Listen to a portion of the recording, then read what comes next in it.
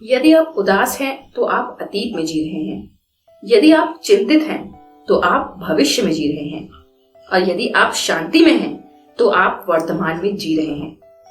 दोस्तों, हम सभी को कभी न कभी कुछ ऐसे सवालों ने जरूर परेशान किया है जो हमेशा से ही एक बेचैनी का रूप लेकर हमारे साथ चलते हैं।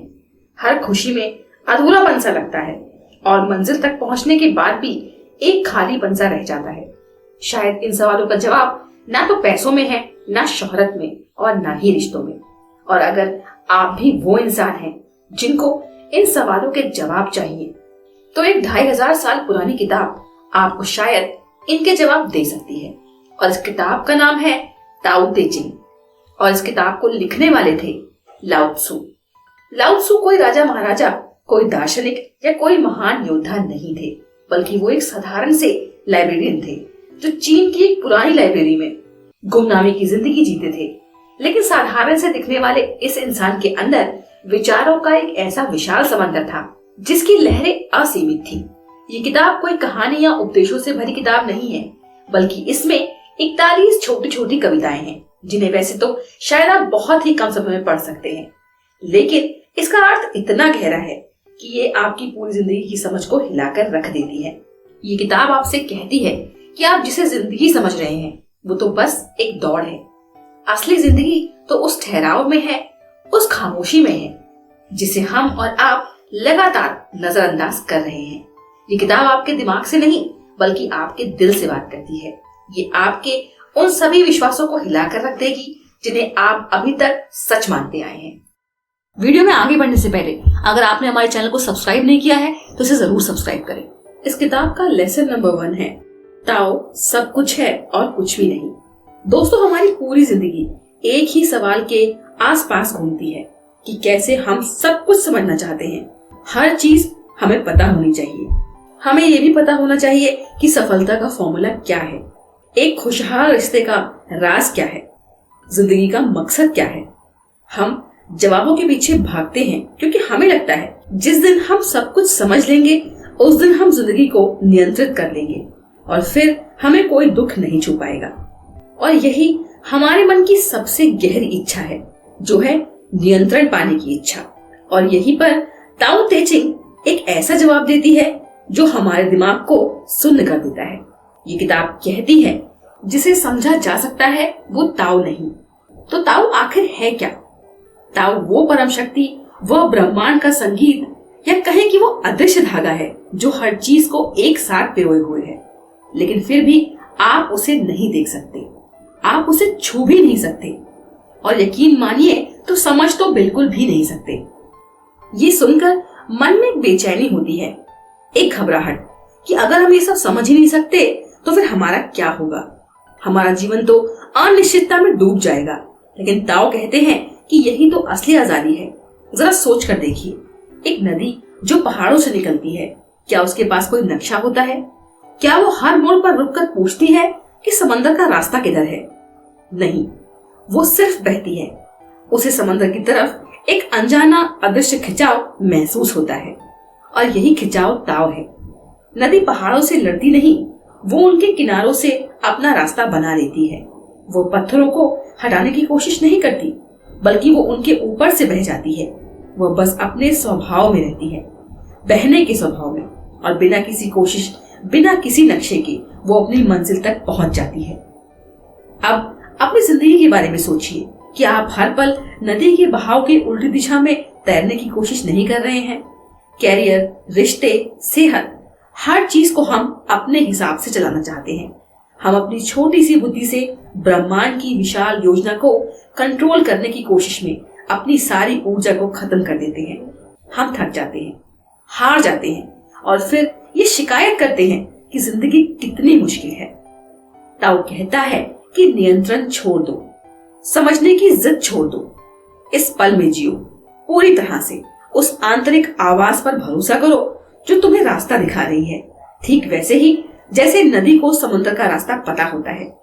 हमें डर लगता है क्योंकि हमें नियंत्रण छोड़ने का डर होता है, लेकिन जिस पल आप ये हिम्मत करते हैं उसी पल आप ये पाते हैं कि आप डूब नहीं रहे बल्कि तैर रहे हैं। आप जिंदगी के साथ लड़ नहीं रहे बल्कि उसके साथ चल रहे हैं। और यही ताऊ का अनुभव है, कुछ ना समझना पर सब कुछ महसूस करना। इस किताब का लेसन नंबर 2 है बिना कोशिश की कोशिश। दोस्तों, आज की दुनिया का सबसे बड़ा मंत्र क्या है? मेहनत करो और मेहनत करो, लड़ो जीतो, आगे बढ़ो, क्योंकि जो रुक गया वो पीछे रह गया। हमें बचपन से ही सिखाया जाता है कि सफलता पसीने और संघर्ष से मिलती है और हमें हर चीज में जबरदस्ती करनी पड़ती है। अगर कोई रिश्ता टूट रहा है तो उसे बचाने के लिए जबरदस्ती, अगर आप करियर में आगे नहीं बढ़ पा रहे हैं तो और ज्यादा काम करने की जबरदस्ती, अगर मन शांत नहीं है तो ध्यान करने के लिए जबरदस्ती। और इस तरह से हम लगातार अपने आप से ही एक जंग लड़ रहे हैं, अपने हालात से, दूसरों से और सबसे ज्यादा खुद से। इस लगातार संघर्ष का नतीजा क्या है? इसका नतीजा है तनाव और थकावट और एक गहरी निराशा। और इसी निराशा के बीच ताओ ते चिंग एक ऐसा विचार सामने रखती है जो किसी चमत्कार की तरह लगता है। वे इसका सीधा सा मतलब कहते हैं कि बिना कोशिश के काम करना या कुछ ना करके सब कुछ कर लेना। ये सुनकर 1 मिनट के लिए दिमाग चकरा जाता है। ये कोई आलस का उपदेश नहीं है, बल्कि ये काम करने का सबसे कुशल और शक्तिशाली तरीका है। इसे समझने के लिए जंगल में चलते हैं। एक तरफ एक विशाल मजबूत ओक का पेड़ खड़ा है जो अपनी ताकत पर इतराता है। दूसरी तरफ एक पतला नाजुक सा दिखने वाला बांस का पेड़ है। एक रात भयंकर तूफान के बीच ओक का पेड़ अपनी पूरी ताकत से हवा का सामना करता है। वो झुकने से इनकार कर देता है, वो लड़ता है और आखिर में टूटकर गिर जाता है। वही दूसरी तरफ बांस का पेड़ क्या करता है? वो लड़ता नहीं, जैसे ही हवा का झोंका आता है वो जमीन तक झुक जाता है, हवा को अपने ऊपर से गुजर जाने देता है। वो जबरदस्ती नहीं करता, वो बस हालात के साथ तालमेल बिठा लेता है। और जब तूफान गुजर जाता है तो बांस का पेड़ सीधा खड़ा हो जाता है, जैसे कुछ हुआ ही ना हो। तो किसने जीता? जिसने लड़ा या जिसने बहने दिया? अब इसे अपनी जिंदगी में देखिए। आप किसी के साथ बहस कर रहे हैं, आप अपनी बात को सही साबित करने के लिए लड़ते हैं, चिल्लाते हैं, जबरदस्ती करते हैं और इसका नतीजा आपका रिश्ता और खराब हो जाता है। ताओ कहते हैं कि एक पल के लिए रुको, जबरदस्ती मत करो, सामने वाले की बात को सुनो, उसे समझने की कोशिश करो। आप पाएंगे कि बिना लड़े ही समस्या का हल निकल आया। आप अपने बच्चे को अगर कुछ सिखाना चाहते हैं तो आप उस पर दबाव डालते हैं और वो विद्रोही हो जाता है। ताओ कहता है कि दबाव मत डालो, बस उसके लिए एक सही माहौल बनाओ, वो खुद ही सीख जाएगा। ताओ जिंदगी के साथ लड़ने की जगह उसके साथ सुर में सुर मिलाने की कला है। ये भरोसा करने की कला है कि हर चीज अपने सही समय पर होती है। ये उस किसान की तरह है जो बीज बोता है, पानी देता है और फिर धैर्य रखता है। वो हर रोज जमीन खोद कर नहीं देखता कि पौधा उगा या नहीं, क्योंकि उसे पता है कि जबरदस्ती करने से पौधा नहीं उगेगा। ताओ आपको चुनौती देता है कि क्या आप जिंदगी पर इतना भरोसा कर सकते हैं? क्या आप हर चीज को ठीक करने की अपनी आदत को छोड़ सकते हैं? जिस दिन आप ये कर लेंगे उस दिन आप पाएंगे कि आपकी जिंदगी की ज्यादातर समस्याएं तो आपकी जबरदस्ती की वजह से थी। इस किताब का लेसन नंबर 3 है सादगी में शक्ति। दोस्तों, हमारी इच्छाएं असीमित हैं और हमें ये लगता है कि जितनी ज्यादा चीजें हमारे पास होंगी हम उतने ही ज्यादा खुश होंगे। ज्यादा बड़ा घर, ज्यादा महंगी गाड़ी, सोशल मीडिया पर ज्यादा फॉलोअर्स, बैंक में ज्यादा पैसा। हम लगातार ज्यादा के पीछे भाग रहे हैं।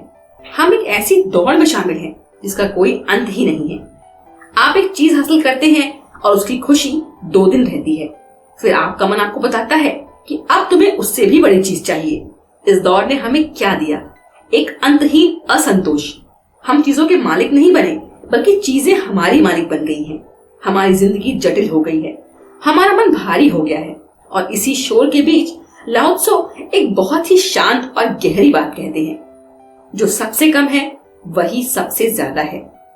वो सादगी का उपदेश देते हैं, लेकिन ये वो सादगी नहीं है जो गरीबी या मजबूरी से आती है। ये वो सादगी है जिसे आप खुद चुनते हैं। एक गहरी समझ के बाद इसे समझने के लिए एक कुम्हार के बनाए घड़े को देखिए। घड़े की असली उपयोगिता किसमें है? उसकी मिट्टी में, उसके डिजाइन में नहीं, बल्कि घड़ी की असली उपयोगिता उसके अंदर की खाली जगह में है। वो खालीपन ही है जो उसे पानी के भरने लायक बनाता है। एक कमरे की कीमत उसकी दीवारों से नहीं, बल्कि उसके अंदर की खाली जगह से होती है, जहां इंसान रह सकता है, जी सकता है।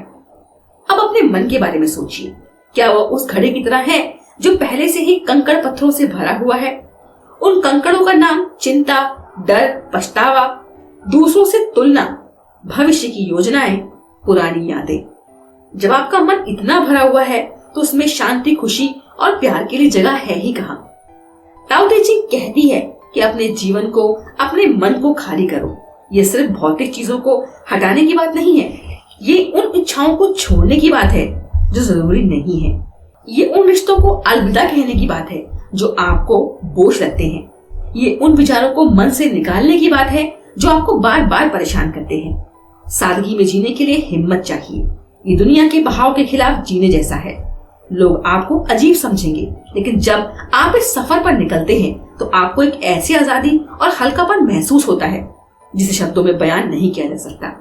यहाँ आप पाते हैं कि आपको खुश रहने के लिए बहुत ज्यादा चीजों की जरूरत नहीं थी, बल्कि असली खुशी तो एक कप चाय को शांति से पीने में है, सूरज को डूबते हुए देखने में है, किसी अपने के साथ बिना कुछ कहे बस बैठे रहने में है। सादगी आपकी जिंदगी से कुछ नहीं छीनती, बल्कि वो आपको आपसे मिलवाती है। ये आपको उस असली दौलत का पता देती है जो कहीं आपके अंदर ही छुपी हुई है। इस किताब का लेसन नंबर 4 है, विरोधाभास ही सत्य है। दोस्तों जरा सोचिए, एक आदमी है तो जीवन भर मजबूत बनने की कोशिश करता है और उसे लगता है कि ताकत का मतलब है सबसे आगे रहना और कभी न झुकना, कभी ना टूटना। लेकिन फिर उसकी जिंदगी में एक तूफान आता है, एक ऐसा समय जब उसका ये सारा बनाया हुआ मजबूती का ढांचा ढह जाता है। उसे उस वक्त ये समझ आता है कि जो चीज उसे बचा ले गई थी वह थी उसकी नम्रता और उसके झुकने की ताकत। दोस्तों, हमें जो चीज सबसे ज्यादा कमजोर लगती है असल में वो सबसे ज्यादा ताकतवर हो सकती है। जैसे पानी, जिसे आप हाथ में पकड़ भी नहीं सकते, लेकिन वही पानी पत्थरों को काट देता है, चट्टानों को घिस देता है और रास्ते बना देता है। जब हम सख्त होते हैं, अड़े रहते हैं तो हम टूट सकते हैं, लेकिन जब हम झुकते हैं, अपने भीतर का लचीलापन अपनाते हैं तो हम बचते हैं और आगे बढ़ते हैं। हमारी सोच उलझ जाती है क्योंकि यह सच्चाई विरोधाभास जैसी लगती है। हम जीत को हमेशा हार के विपरीत मानते हैं, पर एक किताब कहती है कि कभी कभी हार मान लेना ही सबसे बड़ी जीत होती है। माफ कर देना ताकत है, बदला लेना नहीं। पीछे हट जाना समझदारी है, हर बार टकराना नहीं। जब आप किसी बहस में खुद को शांत रखते हैं तो लोग समझते हैं कि आपने हार मान ली, लेकिन अंदर से आप ये जानते हैं कि आपने अपने गुस्से पर जीत हासिल की है। और इस तरह के विरोधाभास ही इस किताब की असली खूबसूरती है। ये किताब हमें दिखाती है कि सच्चाई कभी एक रंग में नहीं आती। सच्चाई सफेद या काली नहीं, बल्कि धूसर होती है, जिसमें अंधेरा भी होता है और रोशनी भी। उसमें ताकत भी होती है और कमजोरी भी। जब आप इन दोनों पहलुओं को देखना शुरू करते हैं तब आपके अंदर एक गहरा संतुलन पैदा होता है। ताओ हमें ये नहीं कहता कि सब कुछ छोड़ दो या कमजोर बन जाओ, बल्कि वो ये कहता है कि अपनी ताकत को फिर से परिभाषित करो। अगर तुम्हारे अंदर झुकने की क्षमता है तो तुम्हारे अंदर खड़े होने की भी ताकत है। अगर तुम हार को स्वीकार कर सकते हो तो तुम जीत को भी संभाल सकते हो। और यही विरोधाभास का जादू है, जो उलझाता है वही सबसे गहरा सिखाता है।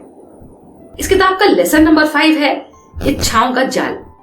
दोस्तों, आपने देखा होगा जब हम छोटे होते हैं तो बहुत छोटी छोटी चीजों में खुश हो जाते हैं, एक गुब्बारा, एक चॉकलेट या एक कहानी। लेकिन जैसे जैसे हम बड़े होते जाते हैं तो हमारी इच्छाएं भी बड़ी होती जाती हैं। अब हमें कार चाहिए, बड़ा घर चाहिए, पर जरा सोचिए कि यह सब कुछ मिलने के बाद भी क्या हमारा मन शांत होता है? शायद नहीं। लाओ त्सो कहते हैं कि बात एकदम साफ है, जितनी इच्छाएं कम होंगी उतनी ही ज्यादा शांति मिलेगी। यह सुनकर मन चौंक जाता है, क्योंकि हम बचपन से यही सुनते आ रहे हैं कि एम्बिशन जरूरी है, ड्रीम जरूरी है, गोल को अचीव करना जरूरी है। लेकिन क्या आपने कभी गौर किया है कि इच्छाएं कभी खत्म ही नहीं होती? एक इच्छा पूरी होती है तो दूसरी तैयार हो जाती है, जैसे कि हम एक अंतहीन दौड़ दौड़ रहे हैं जिसमें जीतने का कोई अंत ही नहीं है। ये कहानी बहुत गहरी बात कहती है। एक बार एक आदमी जंगल में मछली पकड़ता है, सुनहरी मछली। वो मछली बोलती है कि मुझे छोड़ दो और मैं तुम्हारी हर इच्छा पूरी करूंगी। आदमी एक एक करके अपनी सारी इच्छाएं मांगता है। शुरू में तो उसे बहुत अच्छा लगता है, लेकिन फिर उसकी इच्छाएं ज्यादा हो जाती हैं और उसका मन बेचैन हो जाता है और आखिर में वो सब कुछ खो देता है। और ठीक ऐसा ही हमारे साथ भी होता है। ताओ ये नहीं कहता कि कुछ मत चाहो, बल्कि ये कहता है कि इच्छाओं के पीछे मत भागो। जरूरत और लालच में फर्क समझो। जब तुम हर चीज के पीछे भागते हो तो तुम एक तरह से अपनी शांति को खो देते हो, लेकिन जब तुम वही अपनाते हो जो तुम्हारे पास है, तब एक अलग तरह की खुशी मिलती है। वो खुशी जो बाहर से नहीं बल्कि आपके भीतर से आती है। कभी कभी रुक जाना भी एक कला होती है। अपने आसपास प्रकृति को देखिए कि कितनी शांत है।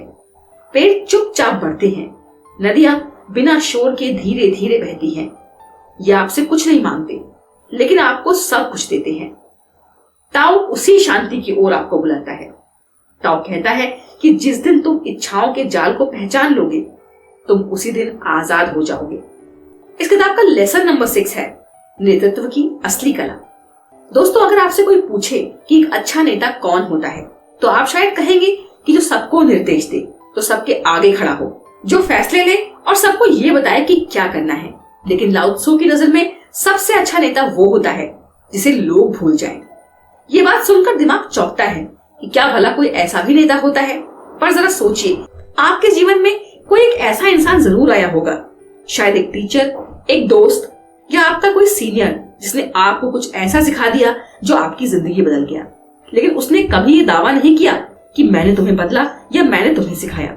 ऐसे लोग हमारे जीवन में अक्सर छुपे रहते हैं, लेकिन उनका असर सबसे ज्यादा गहरा होता है।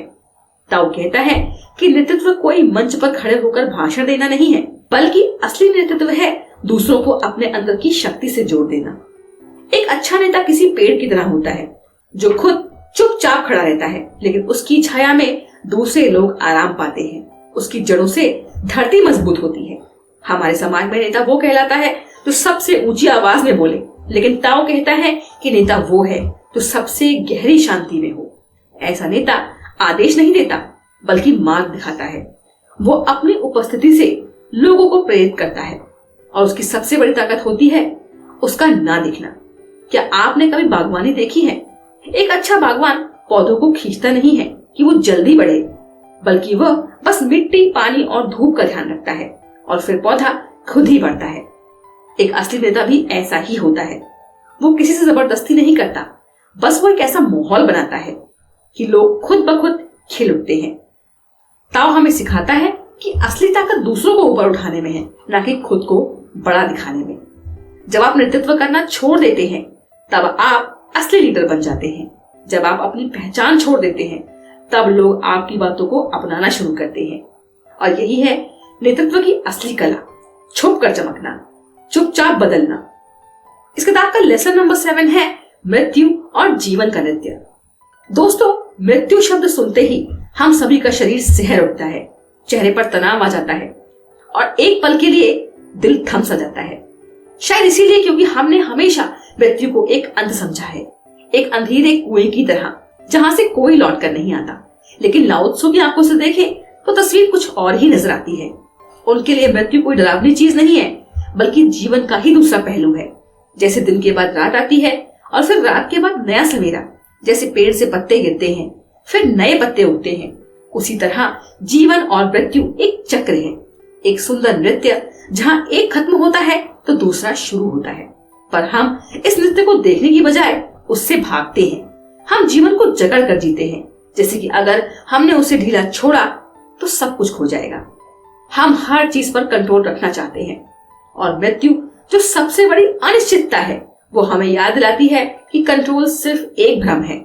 लाओ त्सो कहते हैं कि जो पैदा होता है वो मरेगा, और जो मरता है वो फिर किसी न किसी रूप में जन्म लेगा। यह विचार जितना डरावना लगता है, उतना ही आजादी देने वाला है। जरा कल्पना कीजिए कि अगर आप इस सच्चाई को पूरी तरह स्वीकार कर लेते हैं तो आपका जीवन कैसा होगा। शायद आप हर सुबह को एक तोहफे की तरह देखेंगे। शायद आप उन छोटी छोटी बातों का धन्यवाद कहेंगे जिन्हें अब तक आप नजरअंदाज करते आए हैं। ताओ का संदेश यही है कि मृत्यु से डरो मत, उसे अपने जीवन में जगह दो, उसे याद रखो ताकि जीवन को पूरी तरह जी सको। यह डर हमें सिखाता है कि हम किन चीजों से सबसे ज्यादा प्यार करते हैं और किन चीजों की हमें सबसे ज्यादा परवाह है। और जब हम मृत्यु को गले लगाते हैं, तभी हम सच्चे अर्थों में जिंदा होते हैं। इस सबक को समझना इतना भी आसान नहीं है, लेकिन जब आप इसे महसूस करना शुरू करते हैं तो आप एक नई जिंदगी जीने लगते हैं। एक ऐसी जिंदगी जो बोझ नहीं बल्कि ईश्वर का दिया हुआ एक उपहार है।